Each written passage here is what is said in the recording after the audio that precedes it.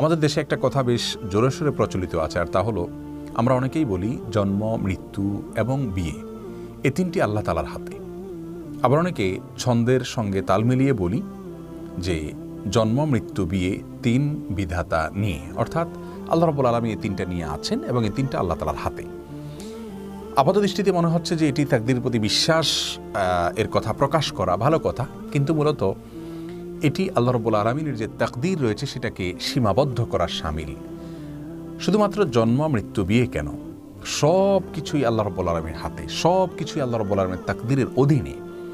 আমরা কি করব কি না করব আল্লাহ রাব্বুল আলামিন আগে থেকে জানেন, তিনি লিখে রেখেছেন। তার তাকদীর আমাদেরকে বাধ্য করছে ব্যাপারটি সেরকম নয়, বরং আমরা যা করতাম, আমাদের যে গন্তব্য, আমাদের যে কর্ম, সেটা আল্লাহ তাআলা আগে থেকে জানেন, তিনি লিখে রেখেছেন। তার তাকদীরের বাইরে কিছুই নেই। শুধুমাত্র জন্ম, মৃত্যু, বিয়ে কেন, আমাদের উপার্জন, আমাদের খাদ্য, আমাদের রিজিক, আমাদের সব বিষয়গুলোই আল্লাহ রাব্বুল আলামিনের হাতে।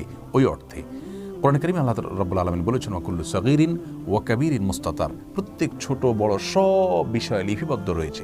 সব বিষয় আল্লাহ রাব্বুল আলামিনের জ্ঞানের অধীনে রয়েছে, আল্লাহ তাকদীরের অধীনে রয়েছে। বিধায় আমরা তাকদীরের কারণেই বাধ্য হচ্ছি, সেভাবে নয়, বরং তাকদীরটা শুধুমাত্র আমাদের বিশ্বাসের জন্য।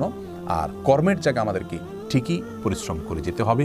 স্বয়ং রাসূল করিম সাল্লাল্লাহু আলাইহি ওয়াসাল্লামের হাদিসে আমাদেরকে নির্দেশ করা হয়েছে আমালু, তোমরা কাজ করতে থাকো, কুল্লুন মুয়াসসারুন লিমা খুলিকা, তোমার তাকদীরে যা লেখা আছে সেদিকেই তুমি যাবে, বাট তোমার কাজ হলো পরিশ্রম করে যাওয়া, কাজ করে যাওয়া। অতএব তাকদীরের দিকে আমরা লক্ষ্য করে থাকবো না, তাকদীর শুধু বিশ্বাস করবার জন্য, কাজের ক্ষেত্রে আমরা শুধুমাত্র কাজ করতে থাকব।